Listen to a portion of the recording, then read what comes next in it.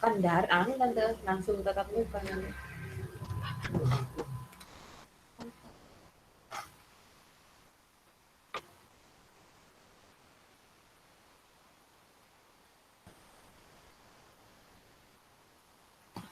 Lo gimana, apa siap dimulai? Siap Bapak, monggo Pak, dimulai Pak. Oke. Assalamualaikum warahmatullahi wabarakatuh.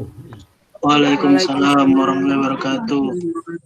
Ya, untuk perkuliahan ini apa setelah ini libur ya, libur.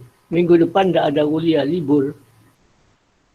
Jadi tinggal apa?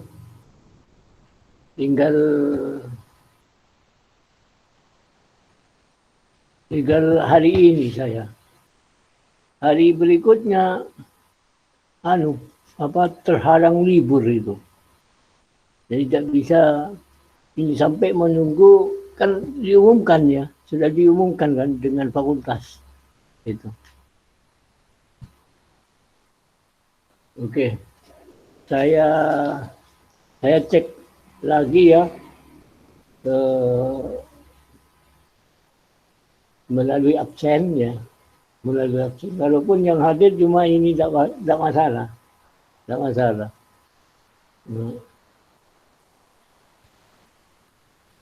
Saya absen, saudara Muhammad Jailani hadir ya.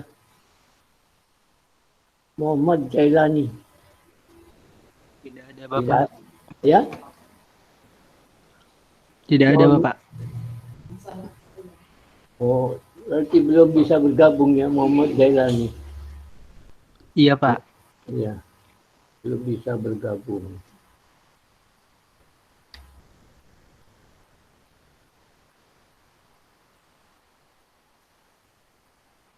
Lintang Al-Fatsha Mailana. Siap, hadir Pak. Hadir ya? Hadir Pak. Oh iya, Lintang. Hadir. Saudara Yoga Prasetyo Anggriawan. Belum bisa hadir Pak. Ya? Belum bisa bergabung Pak. Oh ya, belum bisa bergabung ya. Ya, oke. Kemudian Ayu Handayani. Saudari Ayu Handayani. Hadir Pak. Ya? Ada Pak, Ayu Handayani Pak. Oh, ada ya. Ya. Saudara Rudita Priyandi. Siap, hadir Bapak. Oh iya, Rudita Priyandi ya. Oke.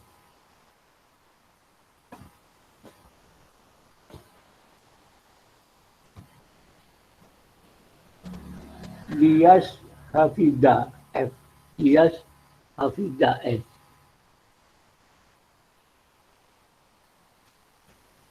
Siap, ada juga itu Bapak, gabung Bapak. Iya. Iya ada ya. Ya,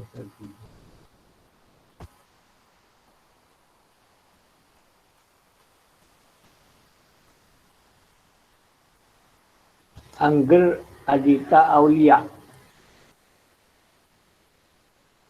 Angger Adita Aulia. Belum bisa bergabung ya. Belum bisa bergabung Pak. Iya.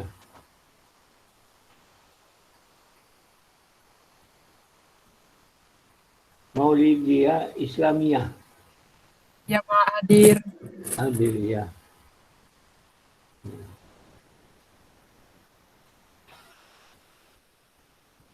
M.Faiz Rosikin. Belum bisa bergabung Pak. Oh, belum bisa bergabung ya. Oke. Belum bisa bergabung.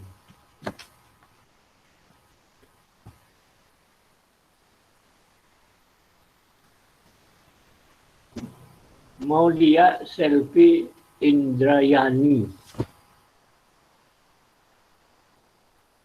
Belum bisa bergabung Pak. Siap, sudah hadir Pak, itu Pak, sudah bergabung Pak. Oh, sudah bergabung. Oke. Iya Pak, mau lihat selfie. Oke, terima kasih. Nggak lihat. Sudah bisa bergabung. Saudara Daniel Maulana Sofyan. Hadir Bapak. Dari ada. Hadir Pak. Oke, terima kasih.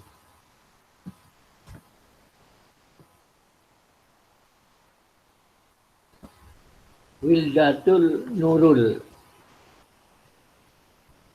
Wildatul Nurul. Hadir Pak. Siap, ada juga ada. Hadir, ya, oke.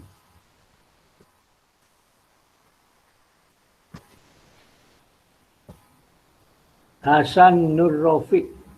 Hasan Nur Rafiq. Hasan Nur Rafiq. Belum bisa bergabung mungkin Pak. Oke, oke. Belum bisa bergabung Hasan Nur Rafiq. Belum bisa bergabung. Dwi Agung Laksono. Dwi Agung Laksono. Belum bisa bergabung ya.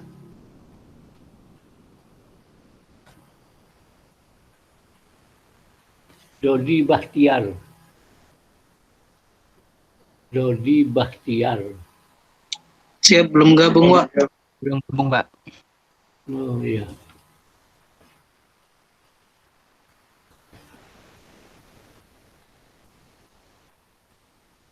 Saudara Unixen. Belum bisa bergabung Bapak. Oke, oke. Terima kasih. Saudara Sarip Hidayat. Berhenti ya ini ya. Berhenti itu udah Pak, lama Pak. Lama ya berhenti. Agung Pangestu. Agung Pangestu. Belum bisa Siap, belum bergabung. hadir Pak. Ya? Belum hadir Pak.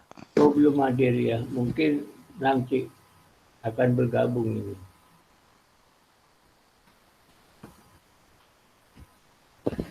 Supriyati.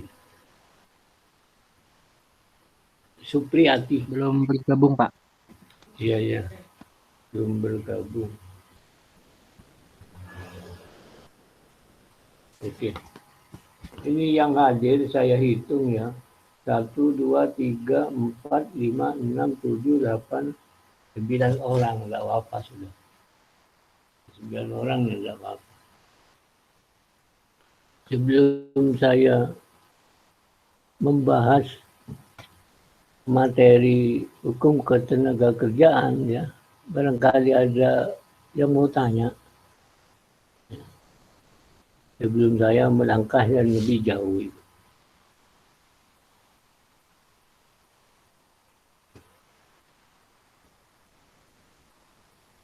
Oke, kalau tidak ada ya, saya teruskan ya. Yang penting ya, dalam hukum ketenaga kerjaan, baik yang diatur dalam pasal-pasal Undang-Undang Nomor 13 tahun 2003 yang sebagian pasalnya dihapus dan dirubah di dalam Undang-Undang Cipta Kerja ya, tentang ketenaga kerjaan. Ini yang penting dalam hubungan kerja ya. Dari pasal-pasal yang lama dirubah ke yang baru maupun aturan lama yang tidak dirubah, itu tingkat perlindungan terutama bagi tenaga kerja. Walaupun dalam undang-undang hukum ketenaga kerjaan itu sama-sama melindungi hubungan kerja antara pekerja dengan perusahaan, antara pekerja dengan pengusaha itu. Tapi yang penting itu adalah perlindungan bagi tenaga kerja. Itu tidak bergeser pun. Satu pasal pun tidak ada yang geser. Gitu. Artinya hak-hak pekerja yang dilindungi oleh undang-undang itu tidak ada yang bergeser. Tidak ada hak-hak yang dirugikan. Jadi dari sekian pasal-pasal yang dicabut, dirubah.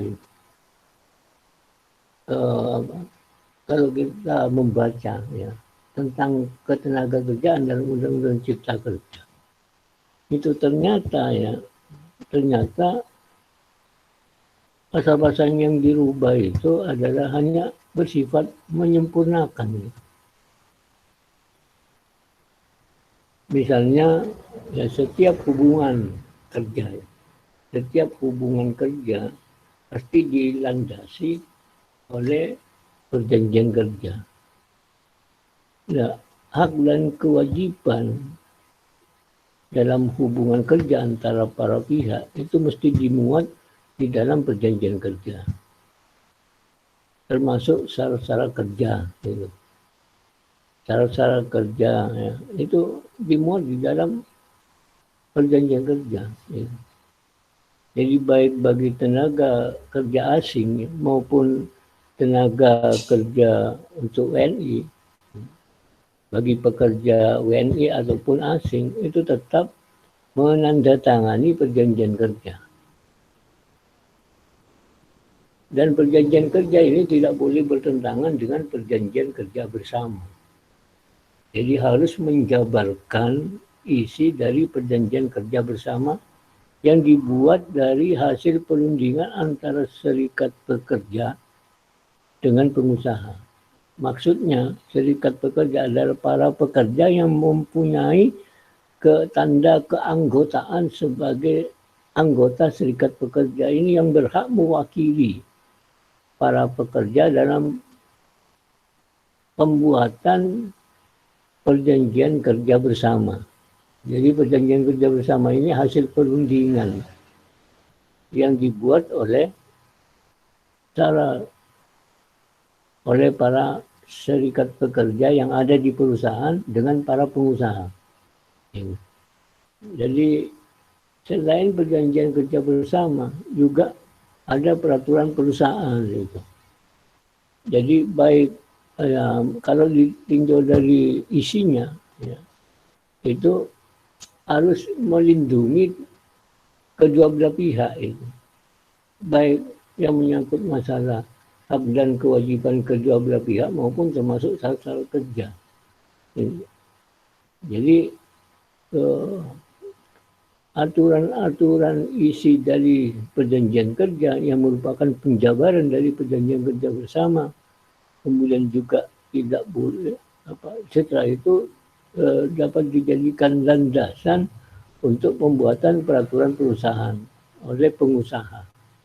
Jadi pembuatan peraturan perusahaan itu dibuat oleh pengusaha atau gabungan pengusaha yang mempunyai andil atau saham dalam perusahaan itu.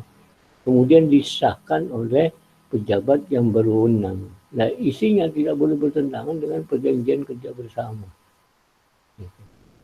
Jadi pada yang paling penting dan paling prinsip adalah dengan adanya perubahan pasal-pasal dari undang-undang yang lama kepada undang-undang yang baru, tidak artinya tetap melindungi hak pekerja dan kewajibannya pekerja tetap dilindungi. Walaupun dengan lahirnya undang-undang ini perlindungan hukum bagi kedua belah pihak. Tetapi yang paling penting di sisi lain itu sebenarnya tidak merubah atau tidak mengurangi apa yang menjadi hak-hak pekerja dan yang menjadi kewajiban dari pekerja. Cuma kewajibannya itu beda dengan tenaga asing. Itu pun perencanaan dalam penggunaan tenaga asing harus ada rencana-rencana penggunaan tenaga asing. Namun tidak lepas dari perjanjian kerja dalam setiap lahirnya hubungan kerja. Yang pentingnya, yang paling prinsip adalah tingkat perlindungan para pekerja harus diperhatikan. Jadi baik menyangkut kewajiban para pekerja, misalnya menyangkut masalah kepentingan yang berkaitan dengan tugas kewajiban para pekerja. Jadi kepentingan apa itu Pak? Misalnya para pekerja menggunakan alat-alat pengaman agar tidak mudah kena penyakit misalnya yang ditaruh di dalam bagian bahan kimia misalnya. Harus ada alat pengaman. Nah, ini penting untuk melindungi para pekerja dalam melaksanakan kewajibannya. Termasuk juga ya, absen ini. Ini artinya melindungi. Dengan adanya absen ya manfaatnya melindungi para pekerja. Jadi begitu masuk jam yang sudah ditentukan itu harus check out, absen dan sebagainya itu. Jadi yang perlindungan yang menyangkut masalah kewajiban. Jadi sebenarnya isi dari perjanjian kerja yang merupakan penjabaran dari perjanjian kerja bersama, termasuk juga peraturan perusahaan yang dibuat, itu tidak jauh berbeda. Tidak ada perbedaan, isinya sama. Menyangkut masalah hak dan kewajiban kedua belah pihak, termasuk persyaratan lain. Jadi adapun masalah hak yang harus dilindungi, ya, misalnya masalah upah, masalah kesejahteraan, itu tetap tidak bergeser. Kalaupun bergeser misalnya di atas upah minimum masalah upah, ya, itu harus mendapatkan persetujuan antara pekerja dengan pengusaha atau perusahaan itu. Misalnya di atas, kalau di bawah upah minimum ya jelas ini melanggar aturan. Nah, setiap dalam pasal yang dirubah dalam Undang-Undang Cipta Kerja, ternyata kalau dibaca ini tidak mengurangi hak-hak pekerja. Satu, ya, jadi tidak, artinya hak pekerja ini tetap terlindungi. Baik menyangkut masalah jam kerja. Jam kerja ya, itu 40 jam dalam seminggu. Itu tetap. Cuma tambahannya misalnya jam kerja lembur ini. Itu perubahannya dalam Undang-Undang Cipta Kerja itu ditentukan satu hari jam kerja lembur itu paling lama 4 jam. Dan paling banyak satu minggu itu 18 jam. Berarti sampai hari Kamis. Selebihnya ini harus ada kesepakatan. Di dalam Undang-Undang Ketenagakerjaan yang lama, ya, yang sebelum dirubah itu hanya ditentukan masalah jam kerja dalam seminggu 40 jam. Jadi kalau 40 jam diterapkan 7 jam dalam sehari, itu berarti jam kerja ya, dimulai hari Senin sampai hari Jumat 7 jam. Hari Sabtunya 5 jam. Jadi dalam seminggu itu harus jumlahnya 40 jam dalam undang-undang yang lama. Selebihnya 40 jam adalah termasuk uang, termasuk lembur. Perhitungan uang lembur dalam 1 jam itu sudah ada rumusnya. 1/173 kali upah sebulan. Nah ini dirubah. Ya, dirubah dalam Undang-Undang Cipta Kerja mengenai jam kerja. Lebih dari 40 jam itu masuk jam lembur. Tapi jam lembur satu hari itu harus 4 jam. Dan satu minggu harus sebanyak 18 jamnya. Namun besarnya uang lembur tidak dijelaskan itu. Nah, tentunya perubahan jam kerja lembur ini atas kesepakatan antara perusahaan dengan pekerja, para pekerja. Dan upah lembur tentunya akan disampaikan juga pada saat adanya kesepakatan. Namun di dalam Undang-Undang Cipta Kerja tidak ada penjelasan mengenai perincian uang lembur itu. Tidak ada. Cuma yang ada hanya berdasarkan kesepakatan. Kalau lebih dari 18 jam maupun ketetapan upah lembur dalam 1 jamnya. Tidak ada penjelasan. Nah ini pun tidak mengurangi hak-hak pekerja dalam perlindungan, dalam tingkat perlindungan para pekerja yang diatur oleh undang-undang. Karena apa? ada kompensasi dari kesepakatan. Jadi lahirnya hubungan kerja dalam kaitannya dengan upah lembur dan jam kerja lembur kalau melebihi dari yang ditentukan, ya, itu berdasarkan kesepakatan para pekerja, ya, dengan para pengusaha. Jadi rinciannya tidak dijelaskan dalam undang-undang yang baru. Oleh karena itu aturan dalam walaupun tidak ada dalam penjelasan, ya, dalam undang-undang cipta kerja harus dijelaskan dalam aturan pelaksanaannya. Gitu. Namun aturan pelaksanaannya masih belum ada, masih belum keluar. Gitu. Sehingga bagaimana dalam hubungan kerja, Pak, ini? Ya kalau menurut saya sementara memakai aturan yang lama. Sementara. Kenapa? Karena sambil menunggu aturan pelaksanaannya turun. Gitu. Walaupun itu sudah dipublikasikan, ya, tetapi masih belum final karena belum ada aturan pelaksanaannya, termasuk jaminan sosial. Nah, jaminan sosial yang non normatif, ya, artinya berdasarkan jaminan sosial, ya, yang berdasarkan atas kebijakan, ini bisa dinormatifkan, gitu, berdasarkan kebijakan dari pengusaha. Jadi tiap-tiap perusahaan kalau jaminan sosialnya tidak sama, tergantung kepada kebijakan dari masing-masing perusahaan. Ini ada dua pendapat akibat hukumnya. Bisa berdampak negatif atau berdampak positif. Berdampak negatif menimbulkan kecemburuan sosial. Nah, ini perlu adanya turun tangan dari pemerintah untuk ini meratakan di lingkungan perusahaan kalau ada jaminan sosial bagi para pekerja untuk meningkatkan tingkat kesejahteraan, ini harus bersifat normatif. Gitu. Misalnya salah satu contoh, harus ada program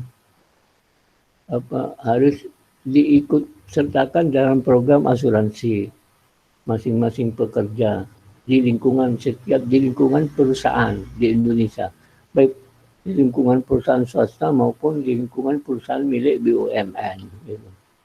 Ya harus disamaratakan, gitu, tingkat perlindungan di bidang upah maupun di bidang kesejahteraan. Gitu. Di bidang kesejahteraan misalnya ada jaminan sosial lainnya, ya. Kemudian upah harus layak, ya. Dan tidak boleh di bawah standar minimum, paling tidak harus sesuai dengan aturan yang ada, baik yang ditetapkan oleh pemerintah maupun yang ditetapkan oleh gubernur di tingkat provinsi. Kalau di atas upah minimum, ya, itu dalam peraturan yang baru itu harus ada persetujuan antara pengusaha dengan para pekerja. Ya. Jadi kalau tidak ada persetujuan, ini bisa menimbulkan kecemburuan sosial nanti. Karena di masing-masing perusahaan, ya, di masing-masing perusahaan landasan hukumnya adalah sama. Upah minimum itu yang dipakai. Kalau di atas itu harus mendapatkan persetujuan. Kalau perusahaan seenaknya menerapkan upah pekerja atau gaji pekerja di atas upah minimum, itu kan menimbulkan kecemburuan sosial bagi para pekerja di perusahaan-perusahaan lain. Ini oleh karena itu kebijakan dari perusahaan, kalau ada upah pekerja atau gaji pekerja di atas upah minimum, ini harus mendapatkan persetujuan dari para pekerja dengan pengusaha. Karena sesuai dengan bidang pekerjaan atau bobot pekerjaan yang ditangani oleh para pekerja. Misalnya, ya, bagian yang paling terpenting misalnya. Jadi masa kerja sekian tahun, jabatannya misalnya di bidang apa namanya, bidang produksi kan beda-beda. Nah, bidang produksi bagian obat-obatan, bagian ini beda-beda. Tapi kalau para pekerja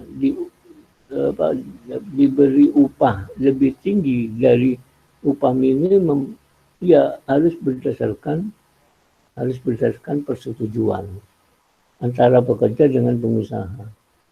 Nah, ini karena menyangkut masalah keahlian misalnya, sehingga upah atau gaji di atas upah minimum karena disesuaikan dengan keahlian bidang keterampilannya, bidang keahliannya dan bakatnya yang berkaitan dengan jabatan. Biasanya tidak sama di dalam satu perusahaan. Atau masa kerja yang sekian tahun dibandingkan dengan masa kerja yang sekian tahun. Yang artinya masa kerja yang baru dapat 1 tahun dan masa kerja yang baru 5 tahun. Ini beda upah gajinya itu. Namun ini tidak ada penjelasan di dalam undang-undang. Tidak ada dalam undang-undang yang baru, tidak ada penjelasan. Cuma pernah disinggung dalam undang-undang Cipta Kerja, pasalnya sudah lupa saya, tapi saya pernah baca mengenai upah ya di atas upah minimum ini harus mendapatkan persetujuan antara pengusaha dengan para pekerja, karena menyangkut masalah keahlian dari para pekerja itu, menyangkut masalah tingkat produksinya gitu. Jadi seorang yang ahli menangani masalah bidang-bidang tertentu itu kan membutuhkan ini, artinya perusahaan membutuhkan SDM yang tinggi. Artinya kompetensi apa namanya, keahlian yang dimiliki oleh para pekerja yang menduduki jabatan-jabatan tertentu. Ini otomatis akan mendapatkan upah di atas upah minimum. Ini yang pernah disinggung di dalam sebagian pasal di dalam undang-undang Cipta Kerja yang baru. Kalau dalam undang-undang yang lama tidak pernah ada singgungan masalah ini, masalah upah ya, upah yang berkaitan dengan masalah keahlian dan yang menduduki pada jabatan tertentu. Nah ini, cuma rata-rata upahnya itu sama. Ya, kalau sudah mencapai sekian tahun upahnya sama. Dan dasarnya adalah harus sesuai dengan upah minimum itu. Kemudian jaminan sosial. Nah ini ditunjang dengan jaminan sosial. Sehingga nasibnya para pekerja, hak pekerja, baik yang bersifat normatif maupun di luar normatif yang berdasarkan atas kebijakan dari perusahaan untuk meningkatkan kesejahteraan, misalnya uang insentif ini. Kemudian ada hadiah-hadiah lain, bonus, dan lain sebagainya. Ini tergantung kepada kebijakan dari perusahaan gitu. Kalau perusahaannya lagi untung, biasanya ada bonus. Ini tergantung dari kebijakan para bos-bos perusahaan yang memiliki perusahaan atau para pengusaha yang memiliki perusahaan. Nah, kalau perusahaannya bangkrut, ini bisa terjadi pengurangan pekerja. Ada istilah PHK itu. Nah, masalah PHK di tiap-tiap perusahaan ini sangat rawan. Nah, tetapi tetap dilindungi baik oleh undang-undang yang lama maupun undang-undang yang baru dalam Cipta Kerja. Dalam bentuk apa? Misalnya, seseorang yang di PHK asalkan tidak disebabkan oleh kesalahan berat ya, itu tetap mendapatkan kompensasi PHK. artinya dapat uang pesangon, kemudian dapat uang masa penghargaan, kemudian dapat penggantian hak. Ini bersifat normatif itu, hak-hak yang bersifat normatif. Jadi dalam Undang-Undang Cipta Kerja yang baru juga tidak bergeser. Tidak ada geseran, artinya hak-hak pekerja yang di PHK itu pun tetap dilindungi, mendapatkan kompensasi asalkan ya, tidak mempunyai kesalahan ya, tidak mempunyai kesalahan yang berat itu. Misalnya mabuk-mabukan di lingkungan perusahaan waktu jam kerja, ini punya kesalahan, bisa di PHK tanpa putusan pengadilan itu. Jadi setiap PHK harus dengan putusan pengadilan itu. Kecuali para pekerja mempunyai kesalahan berat, maka perusahaan atau pengusaha itu mempunyai hak untuk untuk menghentikan pekerjaan atau untuk mem-PHK itu para pekerja yang memiliki kesalahan berat. Kesalahan berat itu sudah ditentukan dalam Undang-Undang Cipta Kerja yang baru itu. Jadi ada beberapa kriteria itu. Jadi perusahaan tidak boleh mem-PHK kalau hanya kesalahan-kesalahan ringan, misalnya tidak masuk karena sakit selama 1 tahun misalnya, dengan ada alasan keterangan dokter. Ya. Karena dokter tidak bisa memperkirakan sembuhnya dalam waktu berapa tahun atau dalam berapa bulan. Gitu.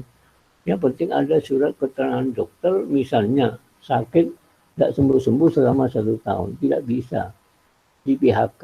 Gitu. Ini pun diatur di dalam Undang-Undang Cipta Kerja yang baru itu. Kemudian kesalahan-kesalahan lainnya, misalnya tidak masuk karena hamil dan melahirkan, kemudian tidak bisa mem-PHK seorang karyawan yang hamil misalnya, kemudian tidak masuk karena hamil sampai melahirkan. Ini pun disebutkan di dalam aturan yang baru. Itu artinya perlindungan kepada setiap karyawan, baik laki maupun perempuan, punya hak yang sama. Jadi malah perusahaan itu tetap ya memberikan upah, ya istilahnya upah gitu. Kalau para pekerja ditahan oleh pihak yang berwajib gitu. Jadi sekian bulan tetap memberikan upah.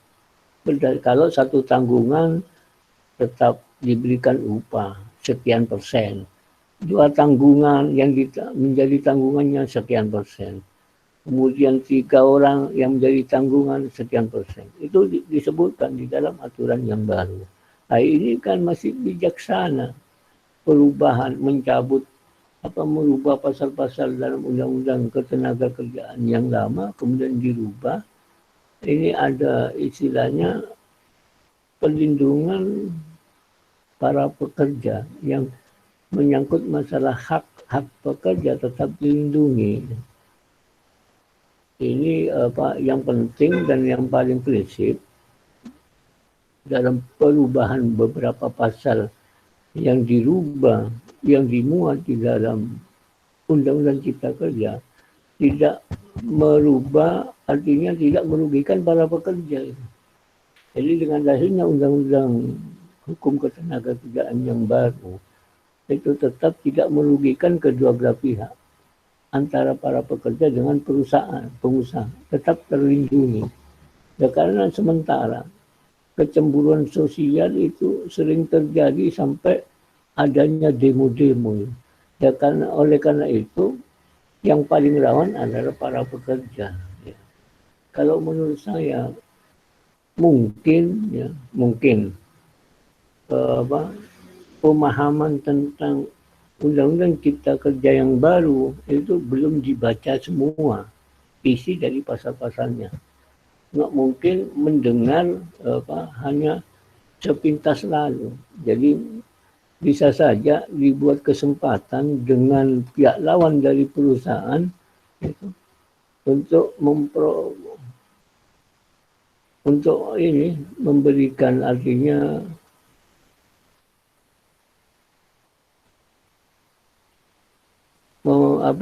mengadu itu, artinya menjadi provokator itu bisa saja, sehingga tingkat kerawanan makin meningkat itu pada saat lahirnya Undang-Undang Cipta Kerja yang baru. Kan sampai sekarang mana adanya ini, kan tidak ada itu. Nah, di samping ada penjelasan dari pemerintah, mungkin bagi para serikat pekerja atau bagi para pekerja kemudian mulai memahami setelah membaca pasal demi pasal dari pasal yang dirubah dari Undang-Undang Nomor 13 Tahun 2003 dirubah dengan apa isinya. Kalau pasalnya tetap, tapi yang berubah adalah isinya itu. Jadi pasal misalnya pasal 151 yang dirubah itu dalam Undang-Undang Cipta Kerja dalam bidang ketenagakerjaan itu pasalnya tetap, tapi isinya yang berubah itu. Artinya berubah kalau kita pahami tidak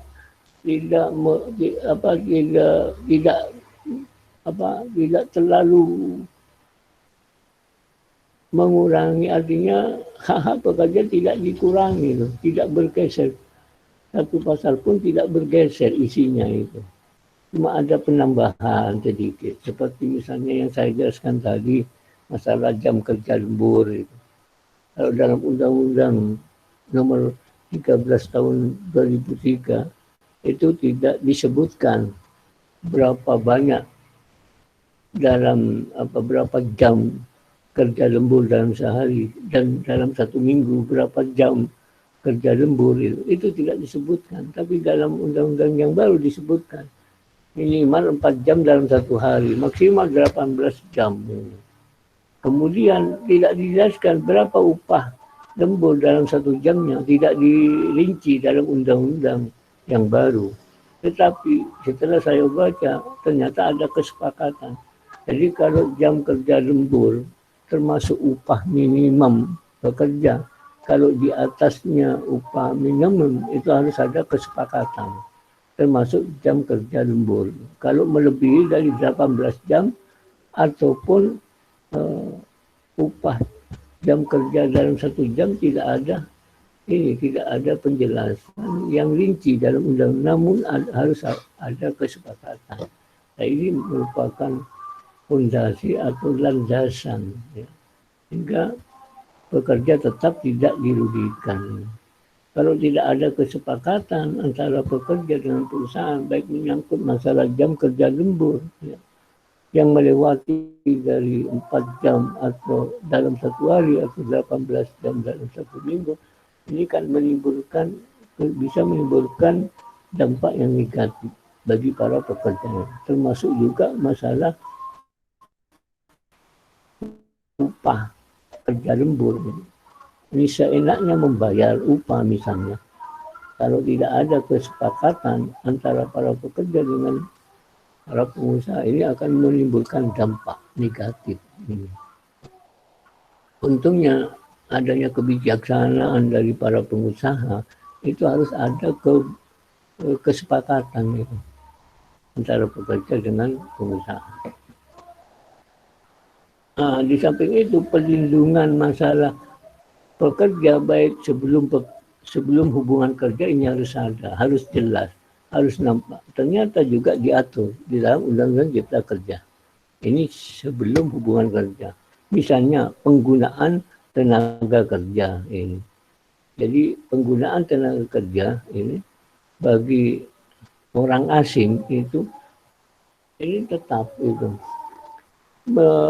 Sampai hubungan kerja dan sampai hubungan kerja berakhir ini tetap dilindungi, termasuk tenaga kerja asing, dan tidak ada perbedaan antara tenaga kerja asing dengan tenaga kerja warga negara Indonesia. Gitu. Cuma perbedaannya di bidang keahliannya, jabatan yang diduduki oleh tenaga kerja asing. Bukan berarti para pengusaha lebih percaya kepada orang-orang orang asing yang bekerja di perusahaan di Indonesia yang ada di Indonesia, bukan berarti lebih percaya ya kepada orang asing, tenaga asing daripada percaya kepada orang Indonesia. Ini yang menjadi ukuran standarnya adalah masalah keahlian, SDM-nya, masalah kompetensinya. Ya. Jadi keahlian di bidang keterampilannya, keahlian di bidang jabatan yang diduduki dalam jabatan tertentu. Bagi warga negara Indonesia pun bisa. Ya. Kenapa kok ambil orang asing? Ya? Bukan berarti lebih percaya kepada orang asing. Gitu. Tetapi menurut dalam aturan itu harus didasarkan pada satu, penggunaan tenaga kerja asing harus ada perencanaan yang disahkan oleh pemerintah pusat itu. Dan dalam hubungan kerja dengan tenaga asing itu tetap berdasarkan perjanjian kerja, sama dengan perjanjian kerja. Jadi kalau ada tenaga asing, tidak sembarang tenaga asing itu bisa masuk dalam sebagai karyawan di perusahaan tertentu di Indonesia. Belum tentu. Ada kriteria-kriterianya, terutama misalnya, sebelum hubungan kerja, ya, itu mesti ada persyaratan tertentu, ya. Persyaratan tentu yang menyangkut masalah keahlian, masalah keterampilannya yang disesuaikan dengan kebutuhan pekerjaan yang dibutuhkan oleh perusahaan. Gitu. Jadi kalau ada pekerja asing yang mau masuk, ini di dalam ketentuannya, persyaratannya ini agak berat gitu, dibandingkan dengan tenaga kerja di Indonesia. Misalnya persyaratannya, perencanaan, harus ada rencana penggunaan tenaga asing gitu, yang harus disahkan oleh pemerintah pusat. Kalau sampai lolos dari persyaratan itu, berarti tenaga asing yang lolos itu mempunyai keahlian yang luar biasa. Gitu. Sesuai dengan jabatan, sehingga keahlian ini mempengaruhi roda perusahaan. Gitu. Ini dengan adanya tenaga asing tidak mengurangi tingkat perlindungan hak pekerja warga negara Indonesia yang bekerja di perusahaan di Indonesia, baik milik BUMN maupun milik swasta, perusahaan milik swasta.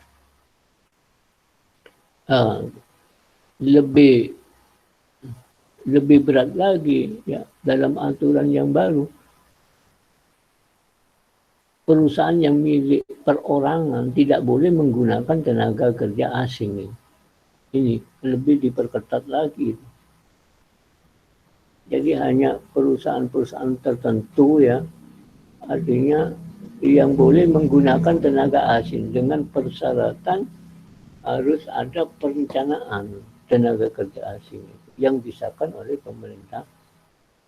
Ada standar-standar tertentu di dalam persyaratan dalam perencanaan penggunaan tenaga asing yang diatur di dalam Undang-Undang Cipta Kerja yang baru.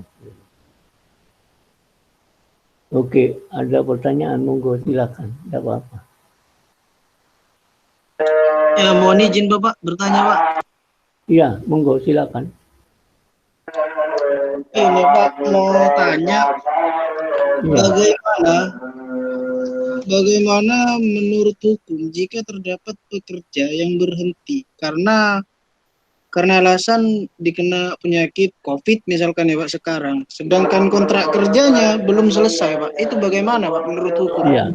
Nah, kalau dulu ya, kalau ini apa namanya, dalam aturan yang lama ya, sakit misalkan masih belum ada COVID, itu pekerja tidak boleh di PHK berdasarkan keterangan dokter bahwa yang bersangkutan sakit ya.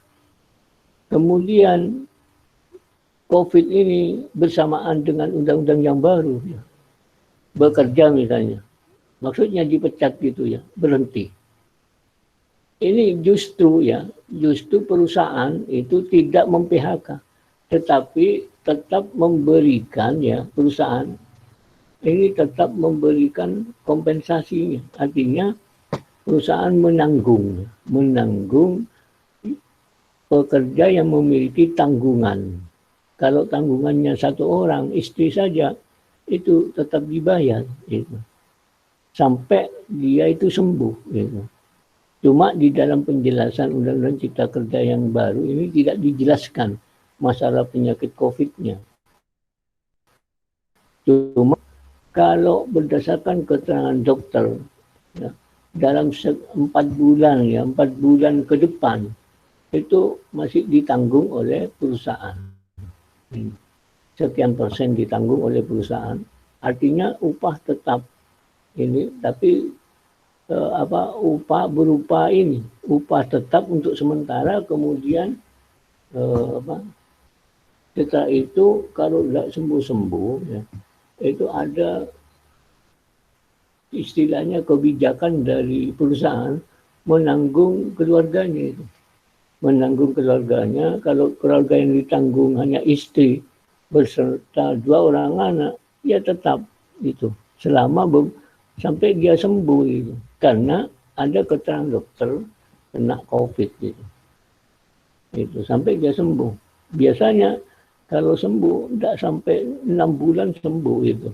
Kalau betul-betul yang bersangkutan ini dilayani oleh pelayan medis, diperhatikan itu.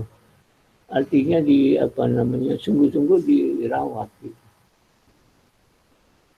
Oleh pihak rumah sakit itu. Jadi tetap itu setiap bulan kalau tidak berupah tetap walaupun tidak bekerja karena sakit, tapi sakitnya kan ada keterangan dokter, itu tetap. Setelah itu dapat berapa bulan itu diganti dengan tanggungan. Kalau tanggungannya hanya istri dengan seorang anak, tetap berapa persen dari upah. Setiap bulannya tetap mengalir kebijakan dari pihak pengusaha, bukan berupa upah lagi, tetapi bukan upah pekerja karena tidak masuk disebabkan karena sakit misalnya. Tetapi setelah beberapa bulan pemberian upah itu berhenti, diganti dengan uang tanggungan gitu. Nah ini tidak dijelaskan di dalam undang-undang yang baru. Cuma di dalam beberapa pasal pernah disinggung itu. Nah, ini. Dan lebih jelas, singgungannya hanya terbatas. Dalam Undang-Undang Cipta Kerja, dalam Undang-Undang nomor 13 tahun 2003, ini tetap diatur. Jadi tetap pengusaha memberikan uang tanggungan itu. Tanggungan kepada pihak keluarganya itu. Maksimal selama 1 tahun itu. Kalau Undang-Undang Cipta Kerja tidak disebutkan, tidak dijelaskan maksimalnya berapa. Uang tanggungannya pernah disinggung, hanya sedikit saja disinggungnya. Ya ini berarti karena COVID ini kan baru, semenjak lahirnya Undang-Undang Cipta Kerja bersamaan dengan ini. Lebih dulu Undang-Undang Cipta Kerja dari lahirnya penyakit virus COVID yang berkembang. Setelah dipublikasikan, Undang-Undang Cipta Kerja baru, berita masalah COVID. Sehingga bunyi dari pasal-pasal yang berkaitan dengan tidak masuknya para pekerja karena disebabkan oleh sakit, dan sakitnya ini pada umumnya disebabkan karena hubungan kerja. Sakit alami tidak disebutkan, tetapi kalau dalam undang-undang yang baru berarti yang berlaku undang-undang yang lama yang tidak dicabut ini. Kan tiap pasal kadang-kadang berkaitan itu. Jadi hanya beberapa pasal saja yang dirubah. Nah kemudian dalam Undang-Undang nomor 13 itu pekerja yang tetap digaji, yang tetap digaji karena alasan-alasan tertentu, alasan karena undang-undang. Misalnya menjalankan tugas negara, itu tetap digaji. Tidak bekerja tapi tetap digaji. Pekerja yang sakit tetap digaji. Tapi kalau sakitnya lama dengan berdasarkan keterangan dokter yang tidak bisa menyebutkan sampai berapa bulan lagi dia sembuh karena tidak bisa membuktikan, memastikan kapan sembuhnya, hanya berdasarkan surat keterangan dokter dalam pengawasan dan pemeriksaan dokter itu ya. Itu tetap upahnya tetap ini. Nah, dalam batas 1 tahun lebih ini diganti uang tanggungan itu.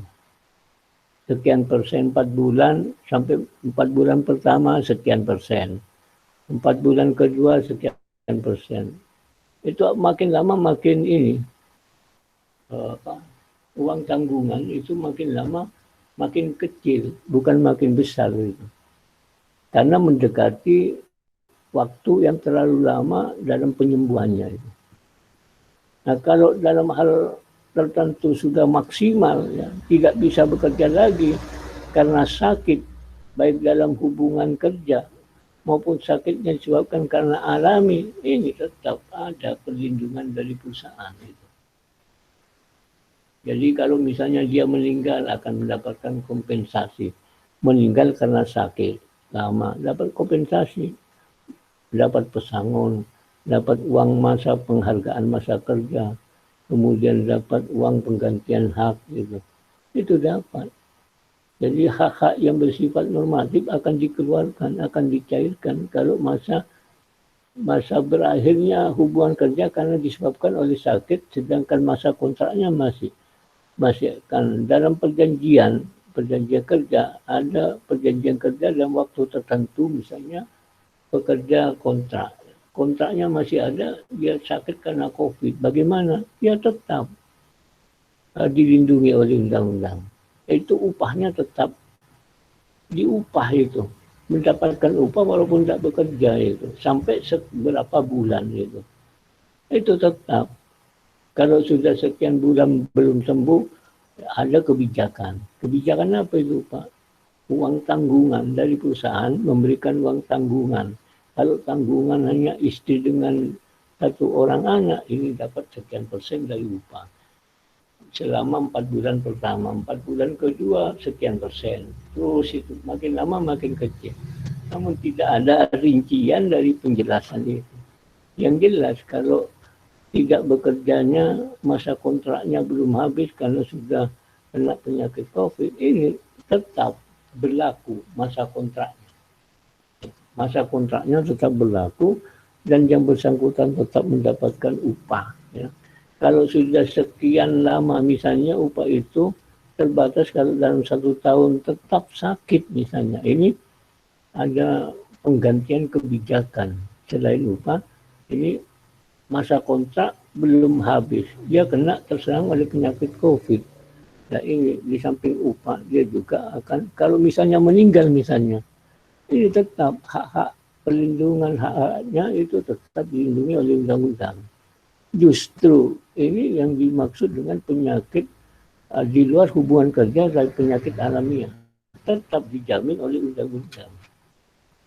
Jadi tetap perusahaan ini, kalau perusahaan ini memperhatikan nasibnya pekerja yang dituangkan di dalam undang-undang, ya, ini jelas akan akan menerima, para pekerja akan menerima hak-haknya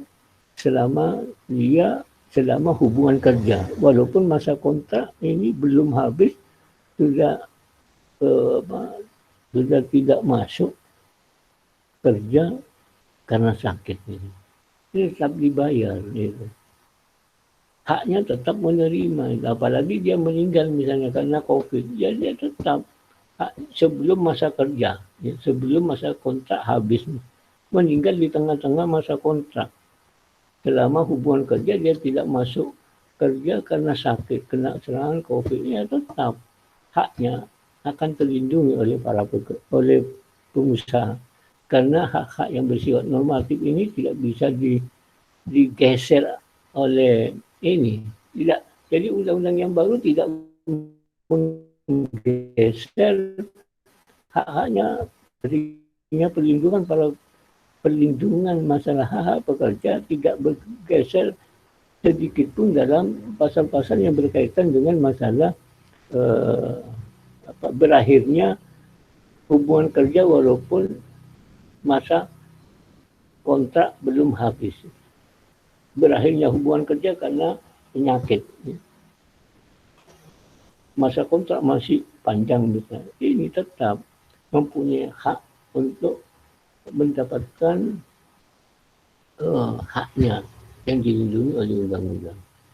Jadi hak-hak yang demikian belum dirubah. Tidak ada aturan dalam Undang-Undang Cipta Kerja. Berarti ini tetap berlaku yang lama. Undang-Undang nomor 13 tahun 2003. Pasal-pasal yang berkaitan dengan masalah ini tidak ada perubahan di dalam Undang-Undang Ketenagakerjaan yang baru. Artinya Undang-Undang Cipta Kerja di bagian ketenagakerjaan tidak mengupas banyak tentang masalah berakhirnya hubungan kerja sebelum masa kontrak habis yang disebabkan karena penyakit COVID ini. Tetap dimasukkan dalam kategori penyakit yang disebabkan dalam hubungan kerja. Jadi ketika masa kontrak masih panjang, sakit, ya, pekerjanya sakit, kena COVID. Ini kan berarti menyerangnya COVID ini karena dia keluar dari rumah menuju perusahaan. Perusahaan ketika dia pulang ke rumahnya juga pulang kerja. Nah, selama berangkat dan pulang dari ini kan terjadinya penyakit COVID kan masih tetap berada dalam lingkungan hubungan kerja itu. Jadi penyakitnya COVID ini disebabkan karena masih ada hubungan kerja itu. Jadi baik serangan virus dari luar, apalagi dari lingkungan perusahaan. Dari luar waktu berangkatnya misalnya berangkat ke tempat kerja, ketemu sama teman di luar kerja, teman yang lama, berjabatan tangan misalnya. Kamu mau kemana? Saya mau kerja. Salaman, kan biasa itu adat. Tidak tahunya dia punya penyakit COVID tanpa gejala sehingga menular. Ini masuk, ini menurut penafsiran saya, masuk dalam hubungan kerja karena dia keluar rumah menuju tempat kerja dan pulang itu dari tempat kerja ke rumahnya. Jadi keluarnya berangkat, ini ketemu sama temannya. Walaupun ini kan itu ketemunya dengan teman yang lama misalnya, punya penyakit COVID tanpa gejala, kan tidak tahu. Waktu dia berangkat cuma salaman, setelah itu langsung berangkat lagi. Gitu. Itu masuk itu tetap digaji itu, menurut undang-undang yang lama. Dalam undang-undang yang baru, ini tidak dijelaskan secara rinci. Tidak dijelaskan, hanya beberapa karyawan ya yang mempunyai kesalahan berat itu yang di PHK gitu. Jadi baik dalam hubungan kerja dan waktu tidak jadi maksudnya bagi pekerja tetap maupun pekerja yang tidak tetap. Maksudnya pekerja tetap adalah meninjaunya dari kacamata perjanjian kerja. Ada perjanjian kerja untuk waktu tidak tentu. Jadi karyawannya disebut karyawan tetap.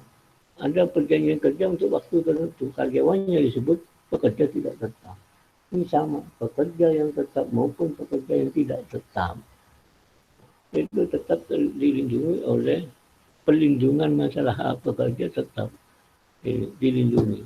Jadi dalam hubungan kerja belum berakhir, kemudian di tengah kena penyakit COVID, tidak masuk, tidak bekerja. Ini perusahaan tidak boleh mem-PHK. Tidak boleh. Jadi karena secara otomatis kena penyakit tetap, haknya akan diterima oleh keluarganya. Ini. Jadi kesimpulannya bagi karyawan ya, yang karyawan kontrak, selama hubungan kerja, selama belum berakhir masa kontraknya, belum habis, di tengah-tengah ini sudah kena serangan virus, ini harus ada tidak masuk karena sakit dengan menunjukkan surat keterangan dokter, ini haknya tetap dibayar itu, walaupun dia tidak masuk kerja karena sakit, itu tetapi tetap membayar upah ini dibayar selama berapa bulan dalam waktu terbatas, kemudian diganti dengan uang tanggungan gitu. Artinya kalau tanggungannya istri berupa 2 orang anak sekian persen, kalau istri 3 orang anak istri sekian persen, dan setiap 4 bulan sekali ini makin seperti bentuk kerucut, makin lama makin kecil uang tanggungan kebijakan dari perusahaan. Tetapi kalau masa pandemi ini, kalau menurut saya ini kebijakan dari perusahaan mesti ada tingkat perlindungan pekerja yang kena COVID sebelum hubungan kerjanya berakhir, masa kontrak masih ada, ini tetap dilindungi oleh undang-undang. Oke. Bagaimana tanggapan saudara dari jawaban saya? Tidak apa-apa, silakan saudara berdebat gitu. Tidak apa-apa, sepanjang saya mampu menjelaskan ini. Saya juga manusia, punya kekurangan, kelemahan gitu. Dan sifat lupa mesti ada setiap manusia. Oleh karena itu saya butuh koreksi dari teman-teman kita yang bergabung pada acara perkuliahan ini. Jadi tidak hanya pendapat dari saya juga butuh masukan dari saudara itu. Barangkali ada tanggapan itu yang bersifat membangun sehingga bisa dibuat referensi untuk saya dalam pengembangan ilmu pengetahuan ini. Oke, ada lagi pertanyaan dari saudara? Ini waktunya tinggal 6 menit lagi kalau lagi. 17.30 ya. Siap, Pak. 17.30 ya. Tinggal 6 menit lagi ini waktunya. Kalau tidak ada pertanyaan atau tanggapan dari teman-teman kita ini yang bergabung, saya akhiri. Assalamualaikum warahmatullahi wabarakatuh. Waalaikumsalam warahmatullahi wabarakatuh. Assalamualaikum warahmatullahi wabarakatuh.